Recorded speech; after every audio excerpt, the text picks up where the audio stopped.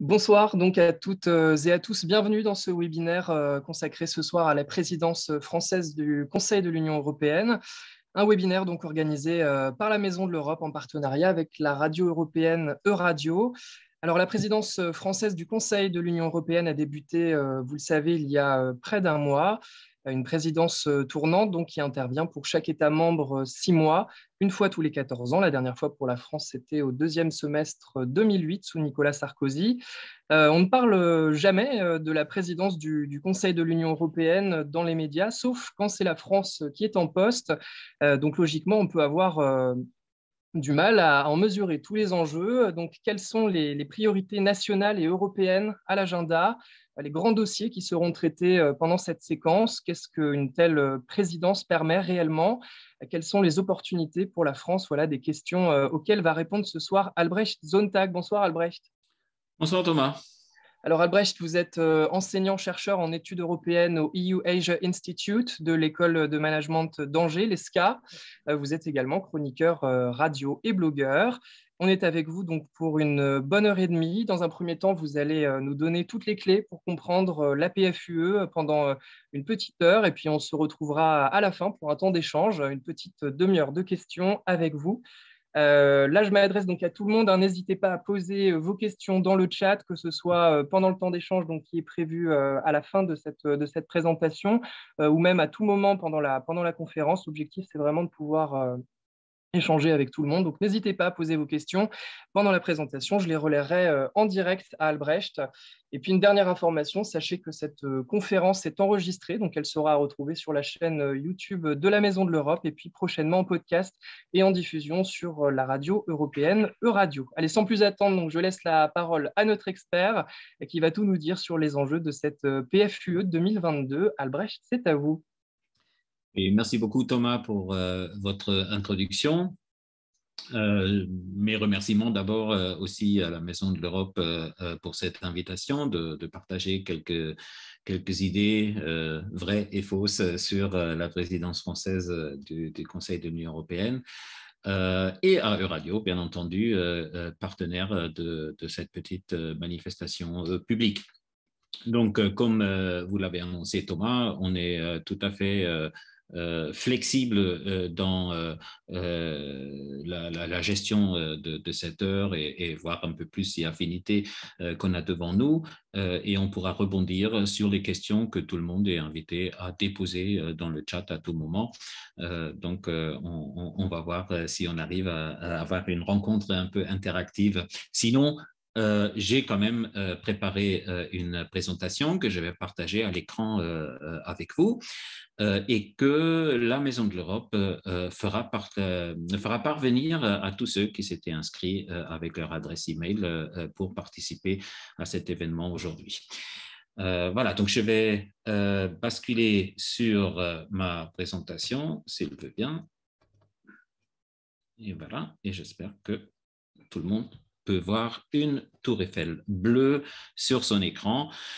Sinon, n'hésitez pas à m'envoyer des protestations dans le chat ou de Wabi pour ceux qui sont connectés par micro, comme nos organisateurs.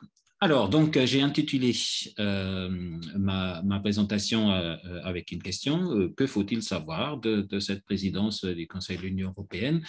Et j'ai mis la Tour Eiffel parce qu'elle est quand même beaucoup plus consensuelle que n'a été l'Arc de Triomphe le 1er janvier dernier, où le drapeau européen a fait une première polémique. On y reviendra peut-être dessus si vous voulez.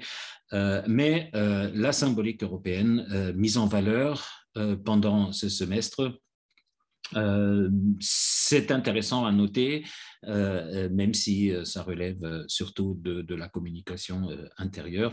Là aussi, je reviens dessus. Donc, pour commencer, j'ai envie peut-être de définir ce que cette présidence n'est pas, pour être sûr qu'on parle bien de la même chose, tout le monde. Et la première chose à retenir, bien entendu, ça n'est pas une institution permanente, c'est très temporaire, c'est tournant. Une courte durée de 6 mois, tous les 13-14 ans seulement. Thomas, vous l'avez dit la dernière fois, sous le président Sarkozy, ça commence à dater, c'est clair. Et la prochaine fois, je ne vais pas dire que j'aurais perdu encore plus de cheveux parce qu'il n'en reste déjà plus beaucoup, mais j'aurai 13-14 ans de plus. Je ne suis pas sûr que je referai une présentation à ce moment-là. Donc, c'est très rare et c'est aussi pour ça qu'on en parle beaucoup. En revanche, ce n'est certainement pas la présidence de l'Union européenne, comme on l'entend par-ci, par-là, par des médias parfois un tout petit peu feignants, qui découvrent l'Europe aussi à ce moment-là. Donc, la présidence de l'Union européenne, ça n'existe pas, point final, on n'a pas ça. Ce qui existe, bien entendu, c'est une présidence du Conseil européen, la présidence du Conseil européen, mais qui, elle, est permanente. Le Conseil, c'est la réunion des 27 chefs de gouvernement de l'Union européenne et ils se sont dotés, avec le dernier traité en date, d'un président permanent qui est actuellement le Belge Charles Michel. Donc, ce n'est pas ça non plus.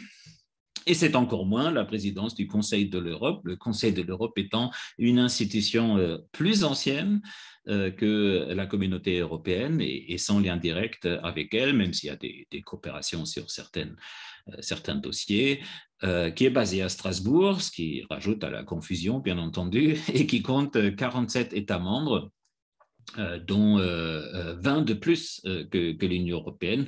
La Russie même est un État membre du Conseil de l'Europe. Donc, c'est une définition très large du mot Europe. Il n'y a pas de président. Il y a une secrétaire générale actuellement et cette secrétaire générale, elle doit surtout animer les discussions, le dialogue au sujet notamment des droits de l'homme sur notre continent. Mais il n'y a pas de lien direct avec l'Union européenne qui nous occupe aujourd'hui et donc il faut comprendre que la présidence du Conseil de l'Union européenne, ce n'est pas la même chose que ces expressions-là. C'est très confus sur le plan sémantique, sur le vocabulaire, je vous le conseille bien volontiers. Et je vais vous mettre un lien dans mon PowerPoint que je vous enverrai demain ou que la Maison de l'Europe vous enverra demain vers un très joli article des surligneurs qui mettent de l'ordre dans tous ces conseils et ces dénominations qui prêtent un peu à confusion. Mais la question se pose, si ce n'est pas tout ça, qu'est-ce que c'est au juste cette présidence française? Et donc, la réponse est la présidence du Conseil de l'Union européenne. Et ça, c'est une institution intergouvernementale, comme on dit, qui réunit donc les 27 gouvernements des États membres au niveau ministériel. Et on avait l'habitude d'appeler ça le Conseil des ministres, et je pense que c'est un terme qui est toujours très utilisé à Bruxelles notamment, même si la dénomination officielle aujourd'hui, selon le dernier traité en date, est celui de Conseil de l'UE. Voilà.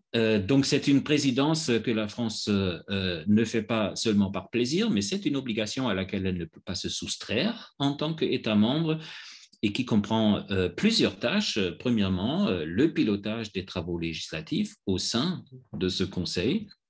Donc, le Conseil des ministres, le Conseil de l'Union européenne, il est l'un des organes de l'Union qui vote des lois. Donc, il y a un travail législatif qui est accompli en coopération avec le Parlement européen aussi. Donc, il s'agit surtout, au sein même du Conseil, à faire le médiateur entre les intérêts nationaux qui n'hésitent jamais à s'exprimer, à faciliter les compromis qui sont à trouver si on veut voter quoi que ce soit. Donc, premier job, pilotage des travaux législatifs. La deuxième tâche qui est celle de la représentation du Conseil auprès des autres institutions clés, qui sont la Commission et le Parlement notamment. Donc, la France est un genre de porte-parole, si vous voulez, du Conseil de l'Union européenne pendant ces 6 mois et en charge des navettes, entre guillemets, peut-être entre les différentes institutions. On parle aussi de la communication interinstitutionnelle. Et puis finalement, il y a aussi la gestion de l'actualité internationale. Il le fait en coopération avec ce qu'on appelle le haut représentant pour les affaires étrangères, donc notre genre de ministre européen des affaires étrangères, actuellement l'espagnol Josep Borrell. Et cette actualité internationale, vous n'êtes pas sans savoir qu'elle est déjà en train de phagocyter beaucoup de temps de cerveau disponible pour cette présidence française, vu que la crise, notamment sur la frontière de l'Ukraine, occupe les esprits beaucoup et occupe aussi l'esprit du gouvernement français qui est en charge de gérer cette actualité internationale au nom même de l'Union européenne, du Conseil de l'UE en ce moment. Donc, il y a plusieurs tâches qui se chevauchent et qui doivent être accomplies par le pays en question, par l'État membre en question. Alors, comment ça fonctionne, ce fameux Conseil de l'Union européenne? Il existe en 10 configurations, je vous laisse découvrir.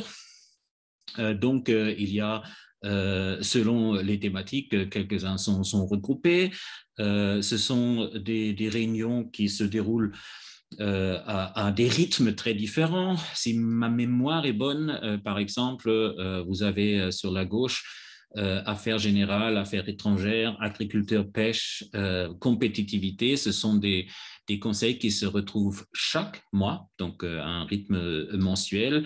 D'autres, comme l'environnement, encore si ma mémoire est bonne, mais je crois être sûr, c'est 4 fois par an, et éducation, jeunesse, culture ou transport, par exemple, c'est 2 fois par an seulement. Donc, il y a des rythmes selon le besoin de ces différentes configurations des ministres. Et donc, ce sont les ministres qui se rencontrent, mais les ministres ont aussi besoin d'aide, et c'est pour ça que leurs réunions de travail sont préparées par des groupes de travail et des comités spécialisés, comme je l'ai mis à droite sur le slide.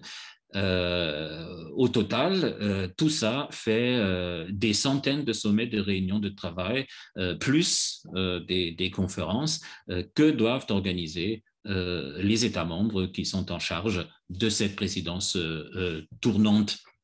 Quand je parle de conférences, c'est à la limite des cerises sur le gâteau de cette présidence. Ce sont des événements qui sont rajoutés, qui ne sont pas forcément des meetings du Conseil de l'Union européenne, mais qui peuvent approfondir des thématiques avec l'aide d'universitaires ou de think tanks invités et organisés de manière publique.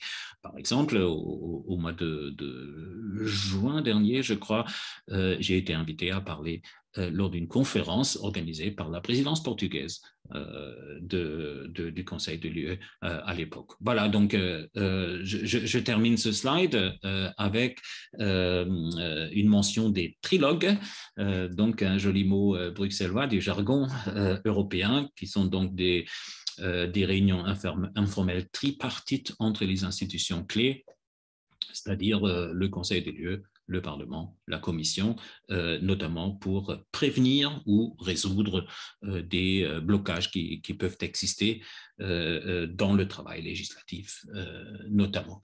Voilà, donc pour un premier aperçu de ce que ça représente, quel type de présidence c'est et ce que c'est que le Conseil de l'UE. Ouais. Merci Albrecht pour ce rappel de ce qu'est cette institution, donc le Conseil de l'Union européenne, qui fait souvent l'objet de confusion, comme vous l'avez dit. Je me tourne vers les spectateurs. Est-ce qu'il y a des questions d'ici, déjà, là, si vous avez des questions à poser, n'hésitez pas à les mettre dans le chat pour qu'on puisse les relayer à Albrecht. Donc, on a bien compris ce qu'était la présidence du Conseil de l'Union européenne. Ce qui nous intéresse maintenant, c'est de savoir ce qu'on peut réellement en faire, quelles sont les priorités nationales, les priorités européennes que la France peut réellement faire aboutir pendant ces 6 mois. En clair, quelles opportunités représente une telle présidence, Albrecht? C'est vrai qu'il n'y a pas que des tâches, il y a aussi des opportunités, et je vais essayer de les décrire un petit peu. Il y en a plusieurs, et la France, étant ambitieux par définition, cherche à faire le maximum de cette opportunité qui se présente. Donc, En principe, et pour tout État membre qui est en charge de cette organisation, la présidence, ça permet déjà de peser sur l'agenda du Conseil. Donc, ça permet de peser sur la législation européenne. Maintenant, la législation européenne, c'est un processus très lent qui dure très longtemps. Souvent, c'est plus de 20 mois entre la proposition issue de la Commission d'une nouvelle loi et le moment où elle est adoptée ou rejetée. Donc, les 6 mois de la présidence ne peuvent être décisifs que pour des lois qui arrivent déjà en fin de parcours législatif, ou alors et c'est là qu'il y a une vraie opportunité, pour lancer des réflexions ou des travaux sur des nouveaux besoins. Donc, l'agenda du lancement du travail législatif, c'est assez intéressant pendant une telle présidence. Et pour adapter cette présidence tournante un peu mieux à la durée du processus législatif européen, on a introduit il y a quelques années le fameux trio de 3 présidences successives qui sont amenées à préparer les 18 mois que dure leur trio en amont déjà, en étroite collaboration, ce que la France a fait. La France, elle inaugure un nouveau cycle de 18 mois avec la République tchèque qui va la suivre et la Suède après. Donc là, il y a déjà eu un travail de consultation et de coordination assez importante en amont.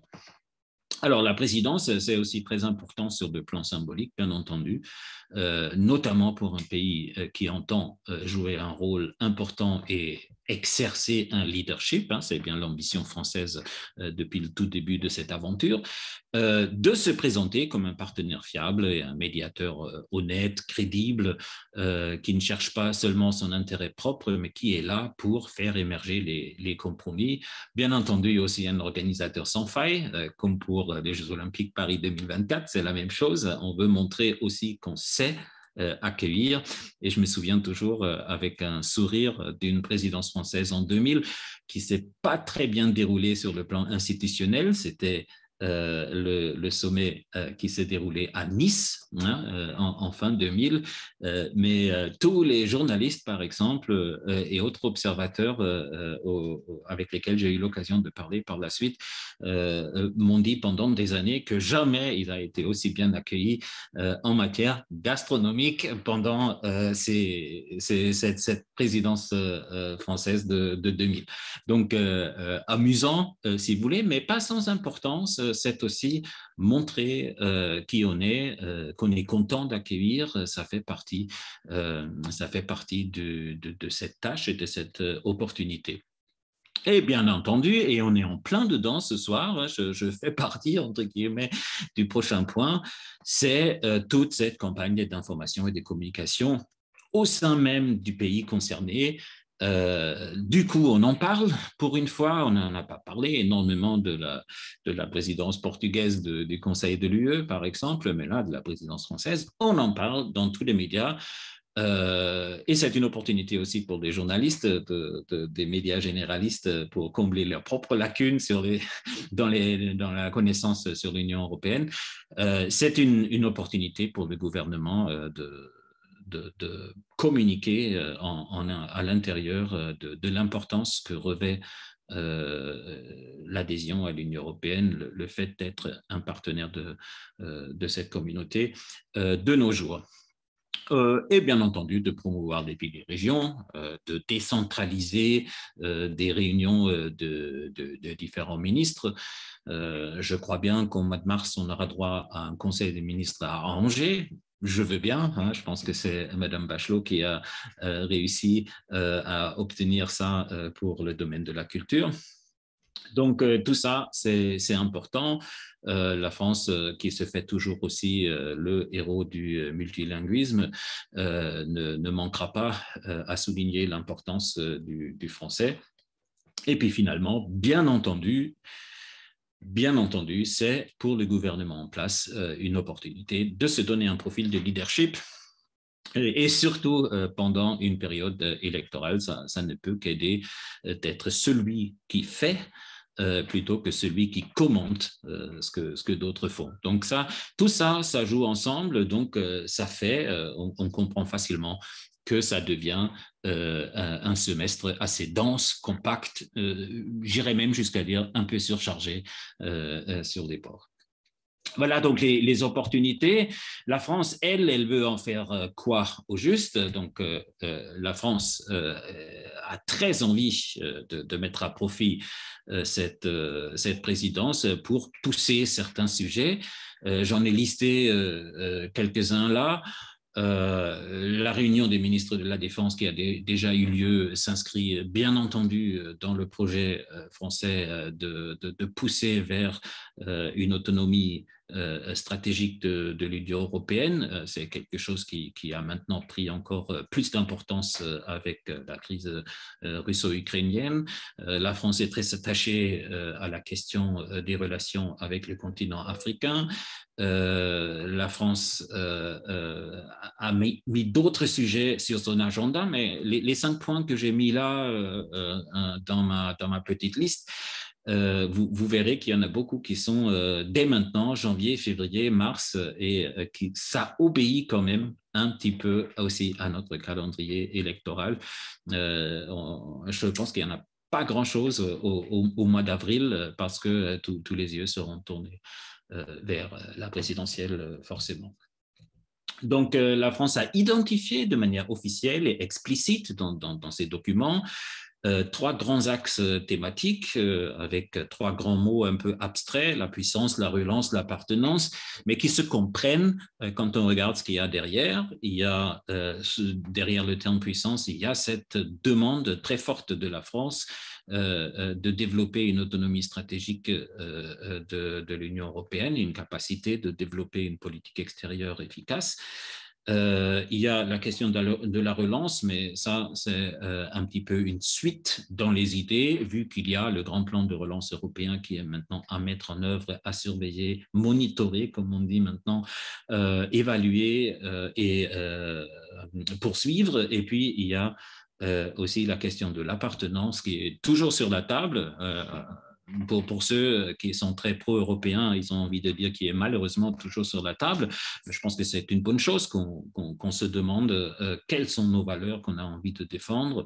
Est-ce que nous pensons que c'est une chose positive d'appartenir à l'Europe? Tout ça, c'est des questions qui se posent et qui doivent se poser aussi au niveau du continent.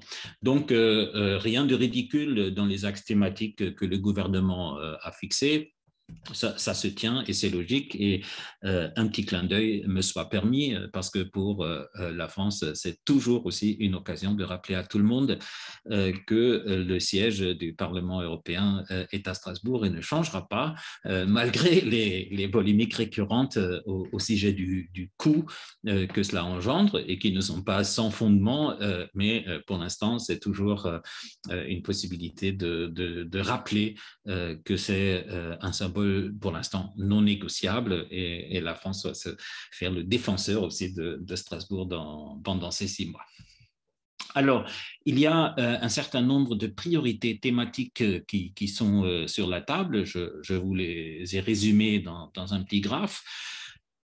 Et vous constaterez que certains vous semblent déjà familiers parce que familières des priorités, parce qu'elles sont déjà en cours. Si je prends le suivi sur la gauche, le suivi du plan de relance européen, bien entendu, c'est quelque chose qui ne sera pas terminé au mois de décembre, au mois de juin, quand la France passera le relais à la République tchèque, ni en décembre, quand celle-ci passera le bâton à la Suède. Donc ça, c'est quelque chose qui va nous occuper pendant quelques années, c'est très clair. Il y a tout en haut la boussole stratégique. J'ai parlé tout à l'heure de autonomie stratégique, ça se rejoignait un petit peu. Quels sont les instruments? Quelle est la volonté aussi de puissance dont l'Europe souhaite se doter dans le monde qui se dessine de plus en plus clairement de cette décennie? Je pense qu'on a tout intérêt à développer une plus grande unité sur cette question, mais c'est très difficile d'y arriver. Donc, je ne pense pas qu'au sein de 6 mois, cette question sera réglée.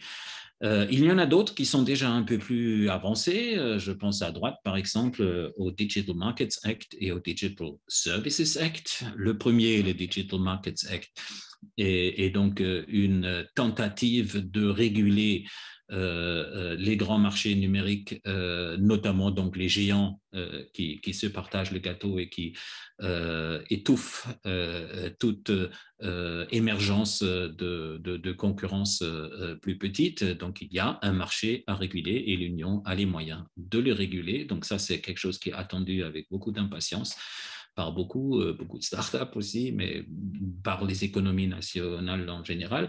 Et puis, il y a le Digital Services Act qui concerne plus les citoyens parce qu'il est censé améliorer, enfin établir en fait la responsabilité de toute cette industrie des plateformes, de ce qu'il y a dessus, des contenus et des contenus surtout dangereux et discutables. Et là aussi, donc, c'est une tentative de réguler, d'où aussi le terme act qui est le mot anglais pour une proposition de loi.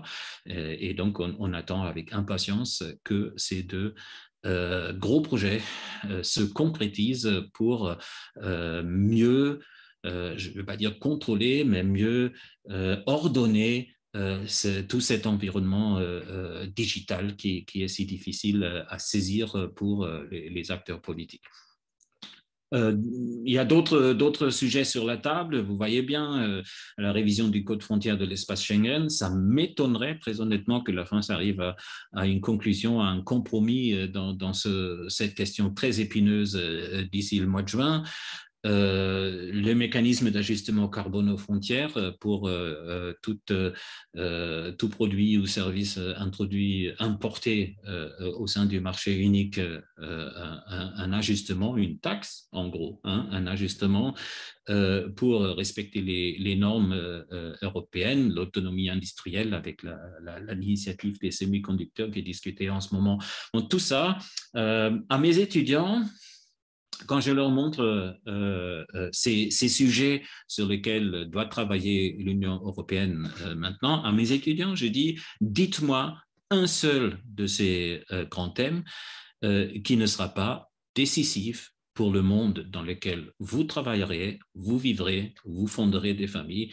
Dites-moi un qui n'est pas important. Et ils sont bien obligés de reconnaître que tout ça les concerne, tout ça nous concerne pour les années à venir.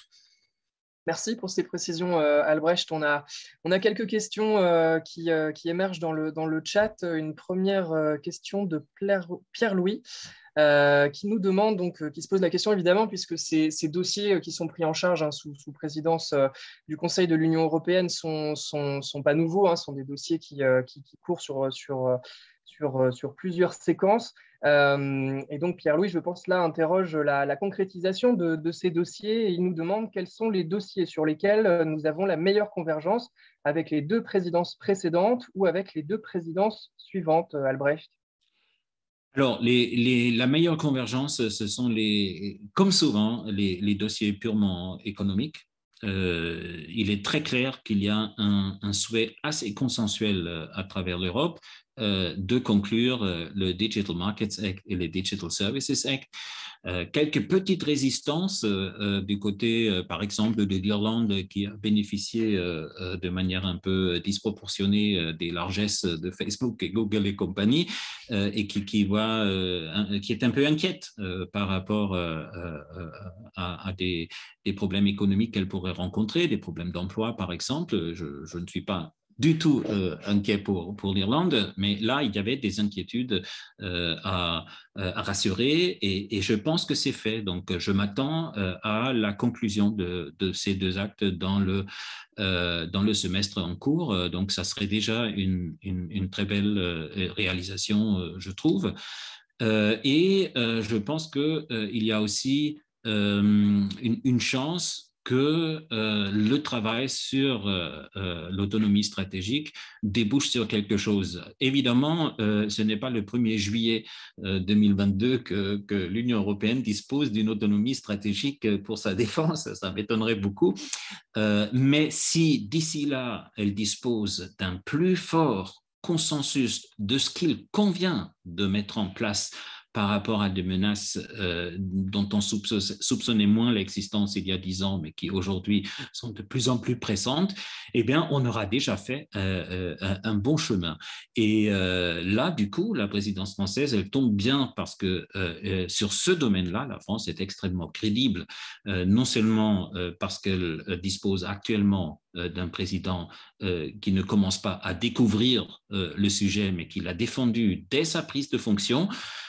Si on est pour ou contre, peu importe, ça donne de la crédibilité et bien sûr aussi parce que la France a une défense elle-même qui est très, très crédible et donc qui est parfaitement reconnue comme le leader en Europe en fait en la matière, surtout maintenant que le Royaume-Uni n'en fait plus partie.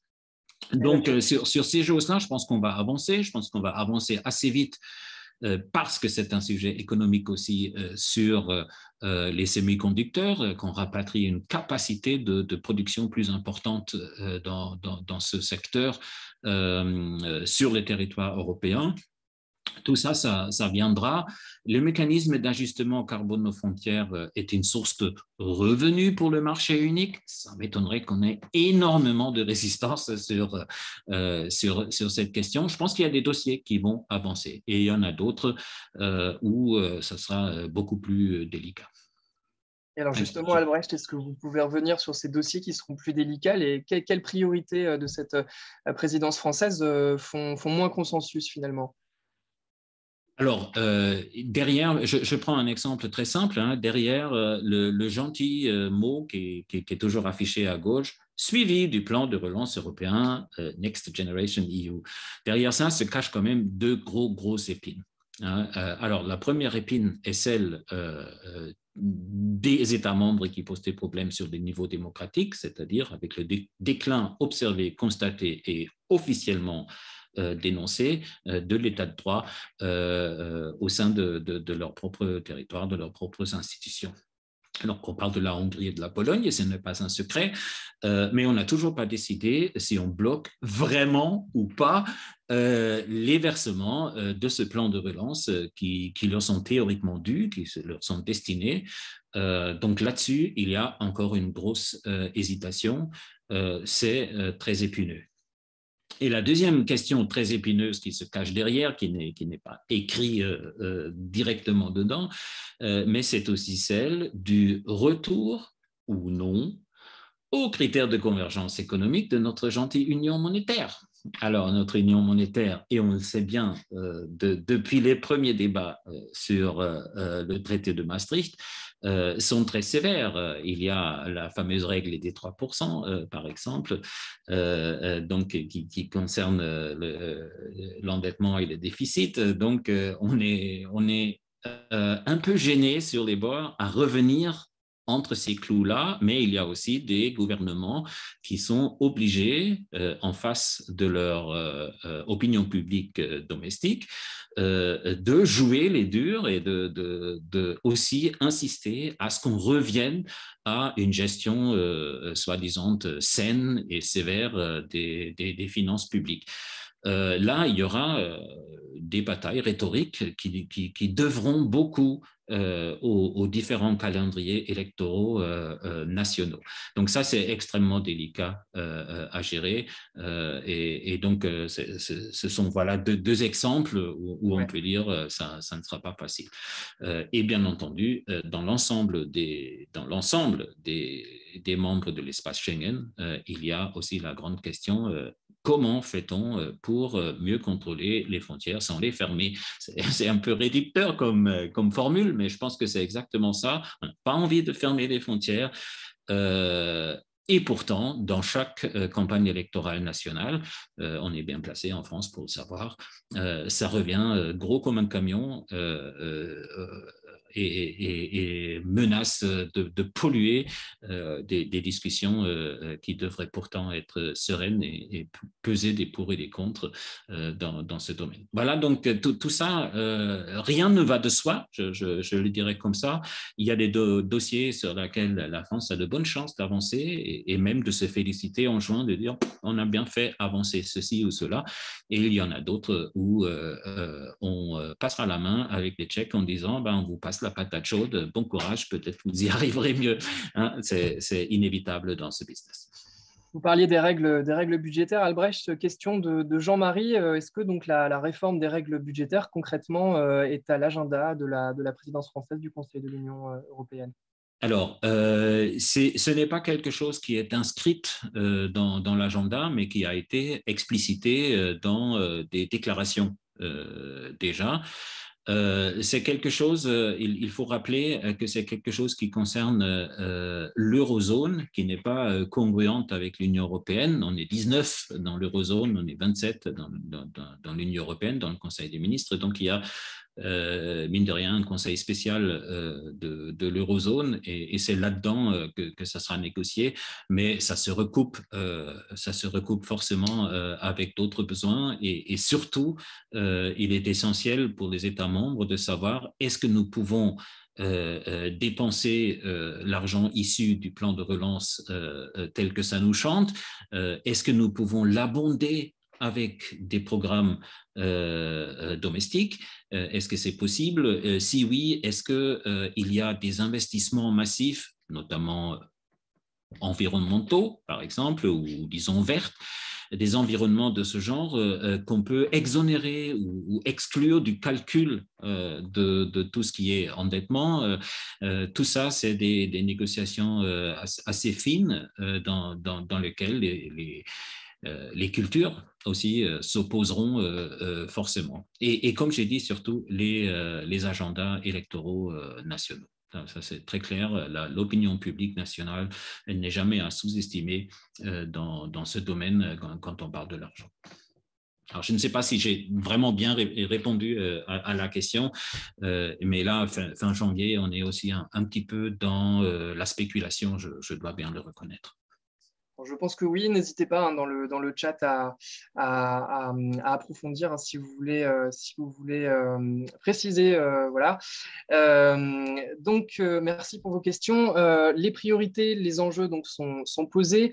On va rentrer donc, avec vous un petit peu plus en détail maintenant dans le rapport que les Français ont avec cette PFUE.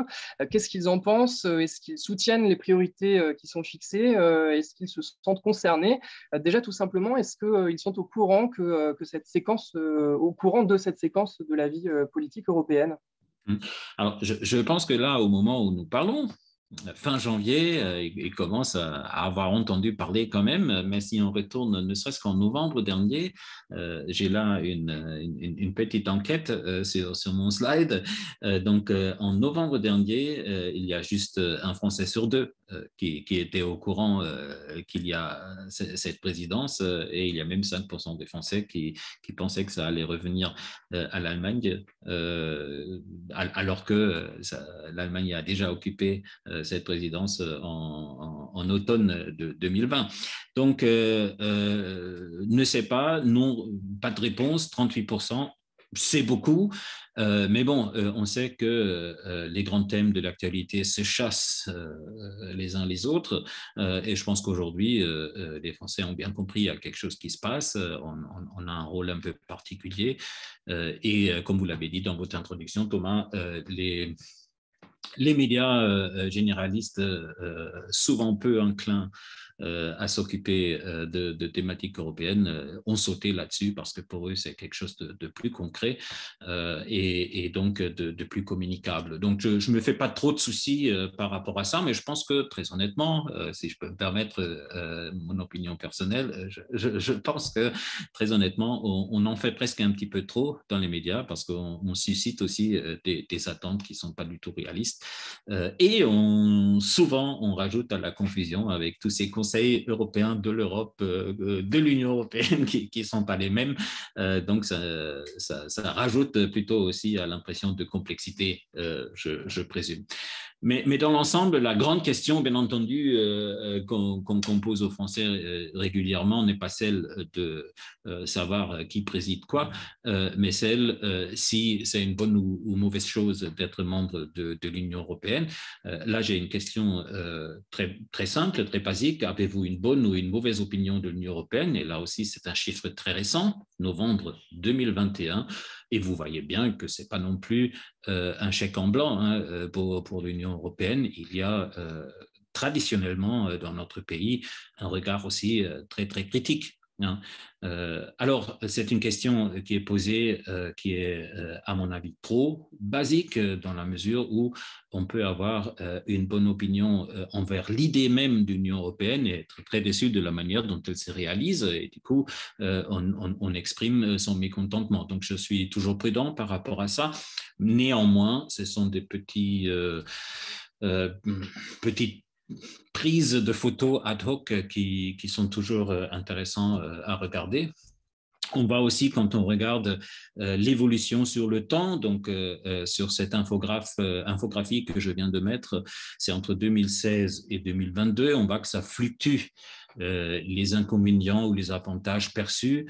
Les inconvénients, ça reste assez stable, autour de 40% qui disent qu'il y a plus d'inconvénients que d'avantages, mais les inconvénients, ça fluctue un peu davantage selon le moment. Donc, c'est très délicat dans l'ensemble.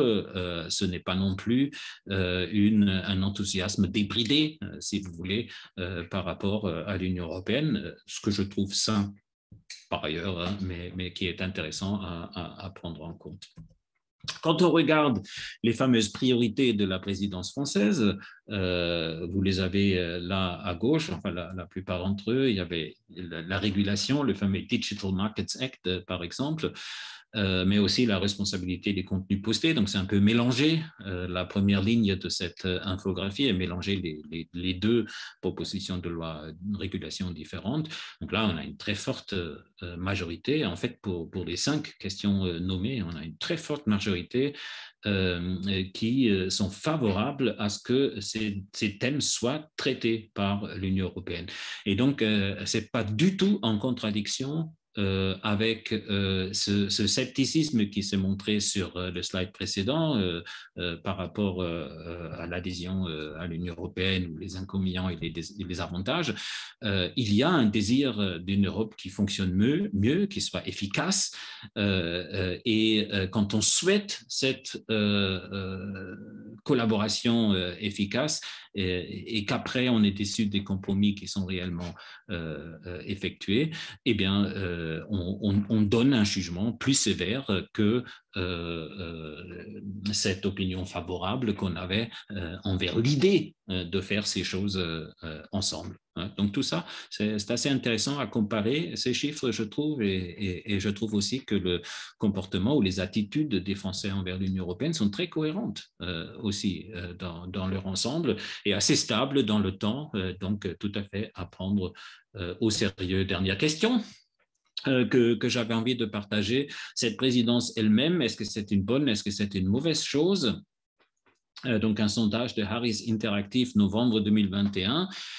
Avant de regarder les chiffres, normalement, vous devriez déjà vous indigner par rapport à l'Institut Harris Interactive parce qu'ils ont quand même posé la question de manière erronée. La présidence française de l'Union européenne, sur mon premier slide, j'avais dit le truc à pas faire, et donc ils le font dans la question de leur sondage. Vous me permettrez de grincer des dents ou en tout cas de laisser les smileys grincer les dents sur mon slide. Bref, en regardant les chiffres, on s'aperçoit bien que ce n'est pas quelque chose qui est perçu comme négatif. Par une majorité des gens, soit c'est une bonne chose pour l'Union européenne parce que la France, ça ne peut être que bon pour l'Union européenne, soit c'est une bonne chose pour la France d'avoir un rôle important à jouer. Les gens comprennent bien que ça ne va pas révolutionner l'Union, mais que ça peut faire avancer des sujets, donc très bien. Et si c'est dans le sens des sensibilités françaises, eh bien, qui seraient les Français à s'exprimer contre? Donc, donc, on a là aussi, je trouve, une attitude spontanée et cohérente à la fois. Voilà les quelques informations sur le ressenti des Français que j'avais envie de partager aussi à la fin de la présentation. Eh bien, merci Albrecht pour cette présentation très claire, très synthétique. Donc c'est le moment d'échanger avec tout le monde, avec vous qui nous regardez. Si vous avez des questions, vous n'hésitez pas à vous les poser dans le chat et puis on les relaye directement à Albrecht. Moi, j'ai une première question peut-être qui me vient à l'esprit. C'est celle du calendrier. Ça n'aura donc échappé à personne, hein, le calendrier de la PFUE se superpose avec celui de la présidentielle. Emmanuel Macron n'a pas encore officialisé sa candidature, mais cette candidature ne fait pas trop de doute.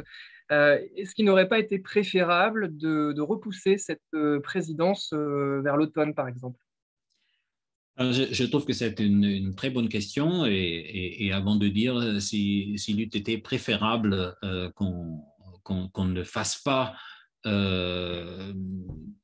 en parallèle une élection présidentielle et législative dans le semestre où on obtient la présidence française du Conseil de l'UE, il faudrait savoir si c'est possible. Et la réponse est oui, ça aurait été possible. Donc, il aurait suffi de la volonté politique nécessaire pour faire un échange avec la République tchèque.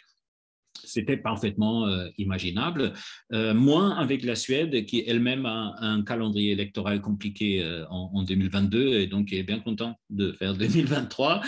Bref, il y avait une volonté du côté du gouvernement actuel de maintenir ce calendrier qui, pour eux, peut être tombait bien. Donc, il y a aussi une réflexion de stratégie politique interne qui a été respectée.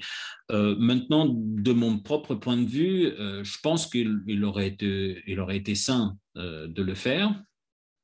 De ne pas faire congruer ces deux échéances. Mais on peut aussi, si on le souhaite, on peut aussi accepter l'argumentation du président de la République qui a dit ce qui est important aussi, c'est en cas de changement de gouvernement de montrer à nos partenaires européens que peu importe qui dirige, peu importe ce qui se passe, nous sommes fiables, nous sommes crédibles et nous avons une grande continuité. Alors, j'ai eu un doute s'il y avait déjà eu des précédents par le passé. Et effectivement, il y a eu une séquence assez surprenante en 94-95. Je m'en souvenais vaguement, mais à l'époque, on n'en faisait pas tout un plat de la présidence. 94-95, on était 12 puis 15 États membres déjà, donc c'était aussi quelque chose qui revenait beaucoup plus souvent. Et en 94, à l'automne, c'est l'Allemagne qui occupait et qui avait les élections du Bundestag en octobre. C'était la réélection de Helmut Kohl, donc il y avait continuité totale, on s'en est pas du tout aperçu. Mais la personne en charge de cette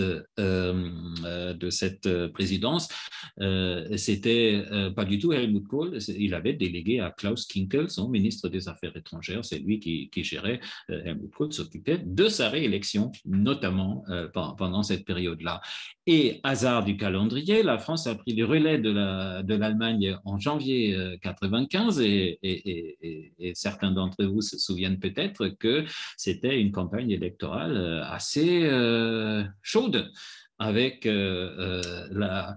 la remontée, si j'ose dire, de Jacques Chirac contre Édouard Balladur donnait favori à la succession de François Mitterrand.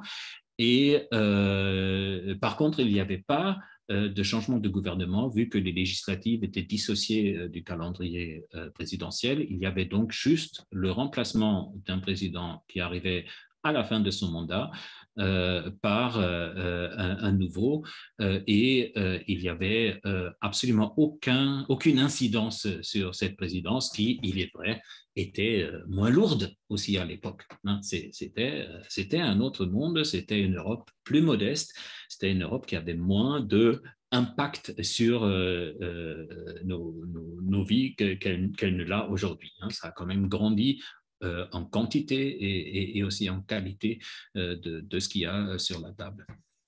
J'aimerais revenir avec vous, du coup, Albrecht, sur la superposition donc, du calendrier électoral et du calendrier de la présidence française de l'Union européenne. On imagine bien que ça ne sert pas forcément les priorités de la PFUE. Pourquoi Emmanuel Macron, j'aimerais revenir sur ce point en particulier, pourquoi c'est un intérêt stratégique pour lui de maintenir la PFUE en même temps que ce calendrier électoral chargé?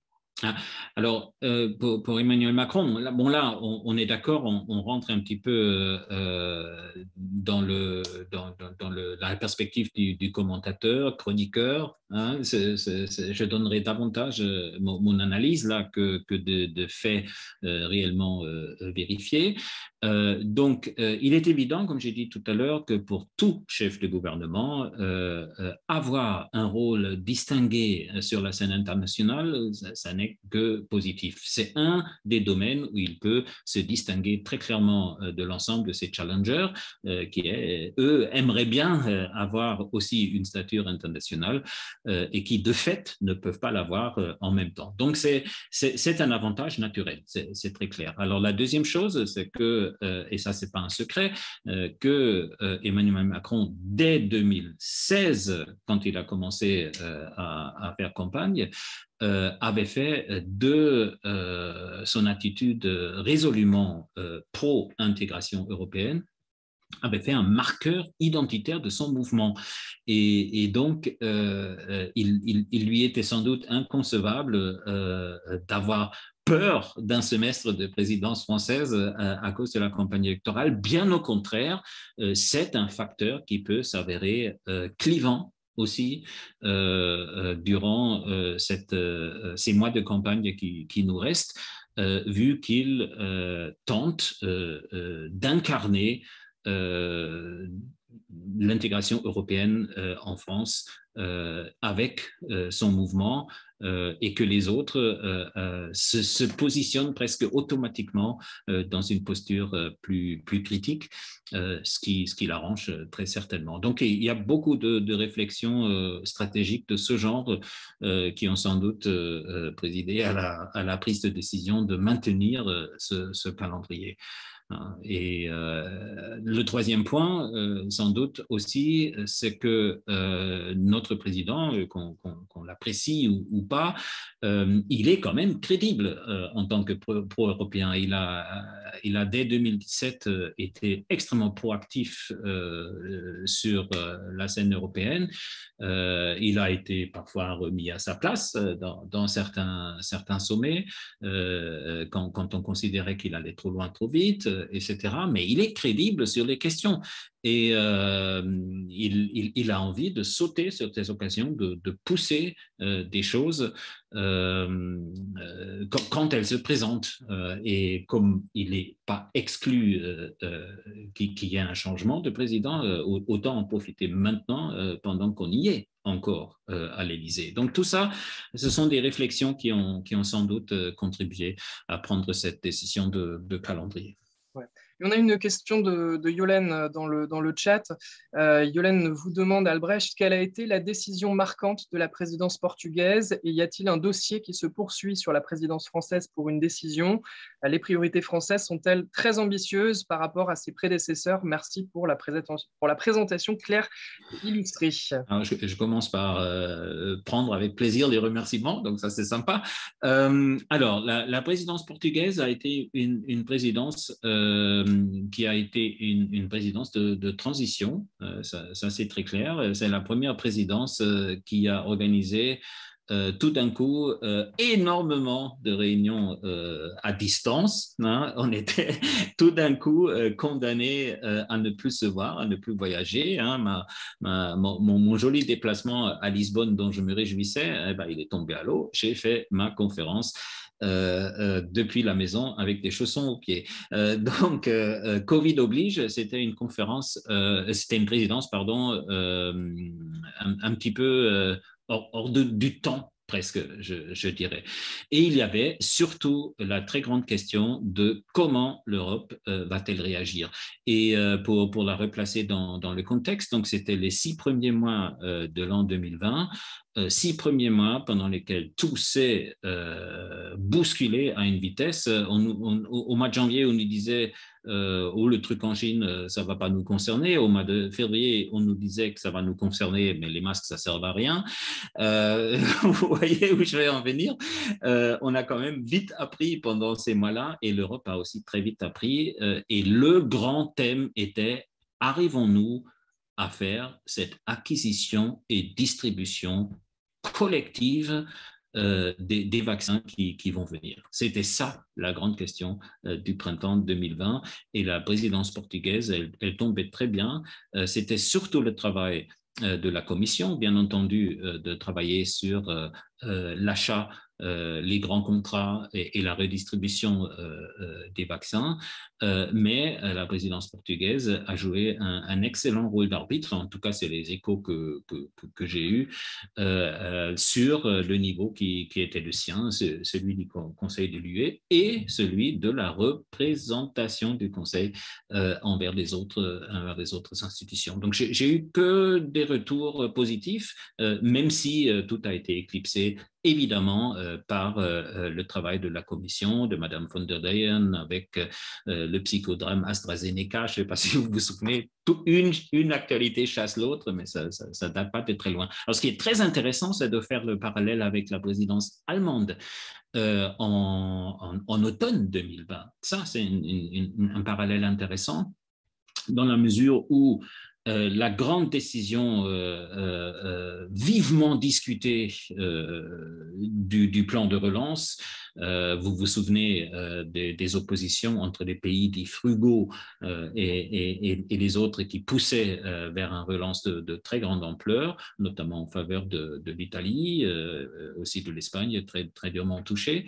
Donc il y a eu ces discussions-là, mais la décision était prise avant que ne démarre la présidence allemande. Et la présidence allemande, elle avait donc plusieurs objectifs également très ambitieux, et elle n'a pas réussi à mettre en œuvre tout ce qu'elle aurait voulu mettre en œuvre, notamment par exemple sur le plan d'une solution commune à la question migratoire. Donc aucun avancement majeur n'a été réussi par l'Allemagne en 6 mois de travail acharné, de tentatives de négociation.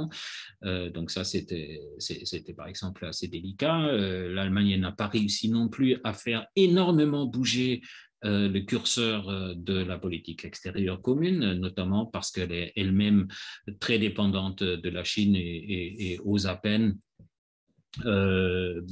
prendre une attitude ou adopter une attitude plus sévère envers ce partenaire et rival un peu délicat à gérer. Tout ça, je pense que quand on regarde, que ce soit la présidence portugaise et la présidence allemande qui ont précédé, la présidence slovène par la suite, quand on regarde ces présidences-là, je pense qu'on ferait bien d'être modeste. Hein. Il y a très peu de choses qu'on peut vraiment mettre sur son ardoise en disant c'est nous qui l'avons fait. On est héritier de ce qu'a fait la présidence d'avant, on est tributaire de ce qui se passe autour, et on est gentil serviteur de celui qui vient après. Modestie, humilité, c'est pas mal, ça sied pas mal à celui qui occupe la présidence. Ça rejoint donc la deuxième partie de la question de Yolène. Est-ce que les priorités françaises sont très ambitieuses par rapport à ses prédécesseurs, peut-être trop ambitieuses? Alors, on n'est jamais trop ambitieux. Il faut être ambitieux pour faire bouger quoi que ce soit en Europe, ça c'est très clair. Si on n'est pas proactif, si on ne pousse pas son agenda, on a peu de chances de voir aboutir des choses. Alors, ce qui est intéressant, c'est que ambition, c'est un mot qui est assez ambivalent lui-même. Donc, à titre personnel, je salue l'ambition de la présidence française tout en mesurant la difficulté de mettre tout en œuvre. Comment est-elle perçue par les autres, cette ambition? Est-ce qu'elle est perçue comme bienvenue parce que la France peut se permettre d'être ambitieuse? Est-ce qu'elle est perçue, excusez-moi, est-ce qu'elle est perçue plutôt comme versant dans le pathétique, le pompeux, le grand rhétorique sans substance? Je pense qu'on est un petit peu au-delà de ça, on est toujours prisonnier de vieux stéréotypes et les médias des pays nordiques sont ravis de sauter sur les extravagances rhétoriques de notre président de la République, quel qu'il soit d'ailleurs. Mais il y a aussi beaucoup de respect. Il y a aussi beaucoup de respect pour la France qui, mine de rien, est un partenaire fiable européen, est un moteur, ne se cache pas de vouloir être un moteur et aussi d'endosser parfois le rôle ingrat de celui qui pousse, qui est toujours plus difficile de vouloir faire quelque chose qu'il n'est de critiquer et de dire « Ah, bah ça, on n'a jamais fait, ça, il n'est pas question ». Bon, ça, c'est facile hein, de se mettre sur son siège et sur ses ergots et de bloquer. Donc, c'est aussi reconnu partout en Europe qu'il y a très peu qui savent bouger, qui savent faire bouger les lignes, et la France en fait partie, et on lui sait gré aussi pour ça, même si on se moque souvent du vocabulaire employé, de la grandiloquence des discours français, mais aujourd'hui, je pense que ça relève davantage de la moquerie amicale. Je suis assez relax et positif par rapport à ça. Ouais. Alors quand même, Albrecht, concrètement, quels dossiers aujourd'hui ont vraiment la possibilité d'aboutir pendant la présidence française du Conseil de l'Union européenne et sous quelle forme? Alors, aboutir, je l'ai dit tout à l'heure, aboutir, c'est un bien grand mot, hein, mais avancer, c'est sûr qu'il y a des chances. Alors, ceux qui sont déjà bien avancés, je l'ai dit tout à l'heure, ils peuvent aboutir. Digital Services Act, Digital Market Act, peut-être même l'ajustement carbone, ça serait excellent qu'à la fin de ce semestre, on ait fait des progrès aussi importants sur des domaines où on est resté tellement inactif pendant longtemps, notamment le numérique. Je pense aussi que ce qui risque d'aboutir, c'est un dossier où la pression extérieure ne cesse de monter, c'est la boussole stratégique. Ils finiront bien par comprendre, tous les 27, qu'ils ont un intérêt à développer une politique extérieure digne de ce nom. On est sur le chemin, c'est déjà pas mal, mais il s'agit aussi de vaincre des réticences, il s'agit de faire comprendre que on ne peut pas éternellement penser que tout va être réglé par les Américains si les choses se passent mal. Tout ça, c'est fini. Je pense qu'il y a une prise de consensus dans les opinions publiques des 27 qu'il y a besoin d'un travail plus efficace et plus solidaire aussi dans ce domaine.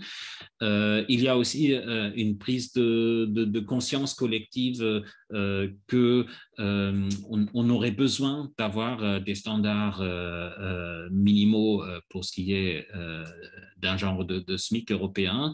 Il y aura d'énormes réticences. Je ne pense pas que ça soit bouclé d'ici juin, mais bouclé ou avancer sur le chemin d'un consensus, c'est une question de perspective. Hein. Le terme bouclé, il est difficile parce que la durée du processus législatif européen, il est très long et elle est très longue cette durée et donc du coup on peut à peine dire que quelque chose sera bouclé d'ici juin et je pense que si l'électrochoc se produit réellement et que le président actuel perd les élections au mois d'avril, il y aura forcément un genre de comment dire break, une pause imposée dans la réflexion parce que le pays en charge est obnubilé par ses propres complications à la maison. Donc tout ça, ça sera à évaluer au mois de juin, si vous voulez. Aujourd'hui, on est vraiment dans la spéculative. Ouais, à fait. J'aimerais revenir avec vous sur la spécificité de cette présidence française. Vous le disiez tout à l'heure, donc la présidence du Conseil de l'Union européenne, c'est une occasion de lancer le travail législatif européen. Une grande partie des priorités affichées par le gouvernement français sont des dossiers déjà en cours. La boussole stratégique, par exemple, a été initiée Oui. sous présidence allemande. Quels sont les dossiers dont la France est réellement à l'initiative ce semestre? Alors, la boussole stratégique, connue surtout en France sous le terme de autonomie stratégique, ça c'est quelque chose que la France a lancé avec force dès 2017, en dehors de toute présidence de quoi que ce soit. C'était une demande très forte du gouvernement actuel français quand il est arrivé au pouvoir et qui a nécessité énormément de travail de persuasion en interne, qui n'est toujours pas abouti, mais qui a fini par gagner l'oreille de l'Allemagne déjà. C'est pas mal du tout dans ce domaine où l'Allemagne, par définition, est extrêmement frileuse et à la limite peu crédible. Donc ça, c'est un dossier où la France a été essentielle. Idem pour le numérique, hein. C'est surtout depuis la reconfiguration de la commission en 2019, suite d'abord à la réélection du Parlement. Donc, depuis 2019, on a une nouvelle commission qui a fait maintenant un petit peu sa moitié de chemin. Et la personne qui est en charge de toute cette question numérique est un expert, c'est Thierry Breton. Franchement, il s'y connaît. Sur ce marché très complexe pour y avoir évolué lui-même à la tête d'une grande entreprise informatique et qui a été doté aussi d'une très grande crédibilité au sein du collège des commissaires en faisant abstraction de sa nationalité, puisque dans la commission, de toute façon, il sert en principe donc le bien commun, l'intérêt commun. Mais on peut dire que la France a été extrêmement forte aussi sur ce dossier. Elle a poussé, elle a demandé et elle a réussi à diriger les autres vers ou rassembler les autres autour d'un compromis. Donc ça, c'est quelque chose d'intéressant. Et je pense que la France est aussi très crédible sur ce qui concerne la refonte de l'espace Schengen.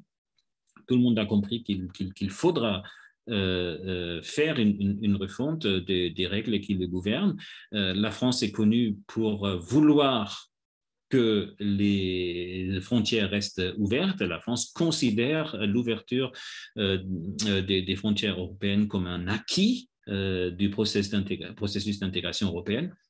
Elle ne veut pas revenir dessus. Donc, du coup, des amendements proposés par la France seront perçus aussi comme étant crédibles venant de quelqu'un qui parle de principe et pour l'ouverture. Donc tout ça, il y a pas mal de points sur lesquels la France est tout à fait crédible en Europe. Hein. Donc il ne faut pas non plus nous sous-estimer.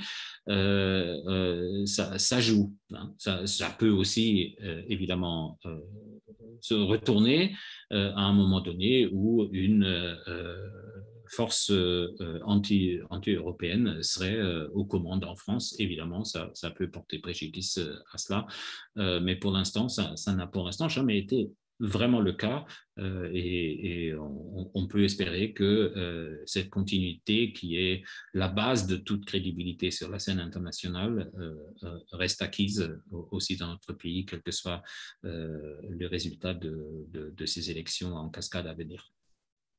Une question qu'on peut se poser également, Albrecht, notamment quand on regarde ce qui se passe à l'est de nos frontières, c'est de savoir si ce beau programme donc, annoncé par la France est à l'abri d'une crise inattendue.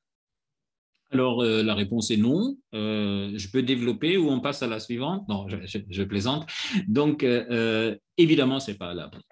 On le voit déjà, on le voit déjà à quel point le président français, ou je reprends ma phrase, si le président français en déplacement en Creuse se met en contact avec le président américain à partir de la ville d'Aubusson, on peut dire qu'il y a une actualité internationale de premier plan qui est très, très pressante. S'il n'a même pas le temps de rentrer sur Paris et qu'il est obligé de mettre en place une ligne à Aubusson pour parler à M. Biden ou à M. Stoltenberg, le secrétaire général de l'OTAN. Donc là, on est déjà en plein dedans. L'actualité internationale influe méchamment sur les priorités du moment. Et c'est pas sans rappeler ce qui s'est passé pour M. Sarkozy en 2008. Il avait fait son programme et il avait des idées, mais il a d'abord hérité d'une crise économique et financière mondiale et vlam. Hein, donc c'était comment dirais-je, un choc soudain auquel il fallait réagir et qui a éclipsé tout le reste. En plus, il a hérité tout d'un coup d'une crise aiguë qui n'est pas sans rappeler celle d'aujourd'hui, qui était en Géorgie plutôt qu'en Ukraine, mais avec le même acteur principal, c'est-à-dire la Russie de Vladimir Poutine. Et là aussi, en tant que président actuel du Conseil de l'UE et donc représentant pendant ces 6 mois, M. Sarkozy s'est fait fort de faire le médiateur et il a même bien réussi. Hein, il a eu plutôt les félicitations de tout le monde par la suite, à désamorcer ça. Tout ça, ça a complètement éclipsé le programme initialement pensé. Bien sûr, il y a eu les réunions prévues en France dans les différentes villes. Bien sûr, il y a eu le travail habituel législatif du Conseil de l'Union européenne, mais la présidence, elle était éclipsée par l'actualité internationale. Et nous vivons un monde tellement interconnecté et interdépendant que ça serait parfaitement inattendu qu'une présidence de 6 mois se déroule comme un long fleuve tranquille. Ça n'existe plus. Hein. Les Portugais ont fait les frais en 2020 du Covid. Là, la France, elle fait les frais de la situation très dramatique à la frontière ukrainienne. Pour continuer de saisir la portée de cette présidence, une dernière question, Albrecht. On peut peut-être regarder ce qu'ont fait les voisins dans les mêmes circonstances. L'Allemagne donc présidait le Conseil de l'Union européenne pendant le deuxième semestre 2020. On en a parlé un petit peu tout à l'heure. Qu'est-ce que les Allemands ont réussi à faire pendant ces 6 mois ? Ce qu'ils ont réussi à faire déjà, c'était de profiter de cette occasion pour convaincre à l'intérieur aussi. Hein. On sait que les Allemands sont traditionnellement très réticents à aller trop loin dans le partage de la dette. Ils sont solidaires quand il s'agit de payer leurs cotisations et elle est généreuse, on le sait, mais ils avaient quand même une peur bleue d'aller vers une Union européenne où leur argent servait et leur crédibilité financière servait de caution pour tout le monde. Mais c'est exactement ce qui s'est passé avec le plan de relance. Le plan de relance, il est un succès parce qu'il y a la garantie derrière que si rien ne va plus, il y a toujours l'Allemagne qui est là pour absorber. C'est énorme comme progrès mental qui a été obtenu par Mme Merkel à l'intérieur de sa propre opinion publique.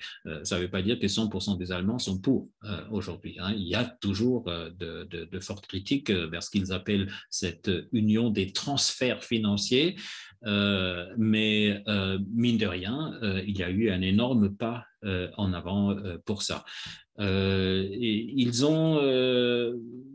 Ils ont réussi aussi, c'était un de leurs bébés également, la régulation des services digitaux notamment, plus que les marchés. Ils étaient plus intéressés par la régulation des plateformes et des contenus, notamment contenus antisémites, violents, etc., racistes, pour lesquels les plateformes devaient être davantage responsables. Et ils ont essayé de faire cavalier seul avec une loi à l'intérieur qui a plus ou moins bien marché, mais ils ont bien compris aussi que là, il faut que ce soit les très grands marchés uniques unique européen qui fasse la loi, et c'est ce qui est en train de se passer. Mais comme j'ai dit tout à l'heure, ils ont aussi raté le coche sur la question migratoire qui leur tenait beaucoup à cœur, surtout après l'expérience de 2015-2016 où ils ont absorbé un nombre incalculable d'arrivants. Et avec relativement peu de solidarité des autres Européens en même temps. Donc ça, c'est quelque chose où ils voulaient avoir une solidarité différemment organisée, mais leur proposition alternative n'a pas abouti. Ils n'ont pas réussi et ils ont été aussi assez faibles, je trouve, pour des raisons parfois bassement politiciennes, très faible sur la question de l'état de droit, en Hongrie notamment, parce que les députés européens de Fidesz assuraient une bonne majorité au Parti populaire européen auquel appartient aussi le parti de Angela Merkel. Donc tout ça, c'était pas glorieux. Il y avait mieux à faire, c'était pas mauvais. Ce que l'Allemagne a fait et la révolution culturelle d'accepter de participer et de soutenir le plan de relance, ça mérite quand même d'être relevé, même si tout n'a pas été couronné de succès pendant ces 6 mois. Merci Albrecht. Je me retourne donc vers le chat où je ne vois pas de nouvelles questions. Profitez-en là dans les quelques minutes qui restent pour poser vos questions à Albrecht.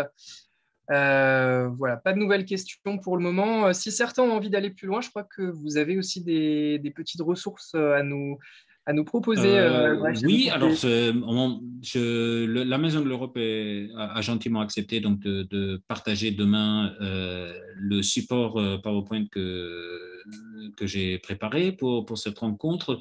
Et à la fin de ce support, vous trouverez aussi un certain nombre de liens qui vous permettent d'aller plus loin dans le détail, d'aller plus loin dans l'organisation de cette PFUE que ne m'a permis un survol en 1 heure. Et tout n'est pas non plus ultra passionnant de savoir à quel moment se réunissent exactement quels ministres. Évidemment, chacun a son degré d'intérêt personnel, mais il y a des liens intéressants qui permettent d'aller dans le détail et qui témoignent aussi de l'intérêt de certains acteurs médiatiques à fournir une information de grande qualité sur ce sujet. Donc normalement, la Maison de l'Europe, elle va vous faire parvenir ça demain et ça vous permet de revoir et d'aller plus loin si vous souhaitez. Voilà, donc si on n'a pas de nouvelles questions, je pense qu'on va pouvoir conclure. Donc merci beaucoup. Merci beaucoup Albrecht pour vos éclairages. Merci à tous pour votre participation.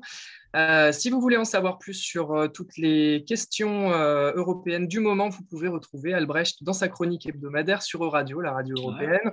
C'est le bloc-notes d'Albrecht Sonntag, donc à retrouver tous les vendredis à 7h20 et à 19h20 sur Euradio. Et puis évidemment en podcast sur euradio.fr. Toujours dans le cadre de la PFUE, il y a plusieurs événements qui sont organisés tout au long de ces 6 mois par la Maison de l'Europe. Jusqu'au 28 février, vous pourrez retrouver une exposition sur l'Europe et la justice dans la salle des pas perdus du tribunal de Nantes. Et puis un prochain webinaire qui se tiendra donc en ligne le 17 février, qui reviendra sur les enjeux de la justice européenne sur les territoires. Voilà, donc toutes les infos sont à retrouver sur le site de la Maison de l'Europe. Quant à ce webinaire, on rappelle que vous pouvez le retrouver donc sur la chaîne YouTube de l'association et puis prochainement en podcast sur Euradio. Voilà, merci à la Maison de l'Europe pour l'organisation de ce webinaire et puis merci à vous tous d'avoir été au rendez-vous ce soir. Très bonne soirée à tous. Merci Thomas, merci à tous. Bonne soirée.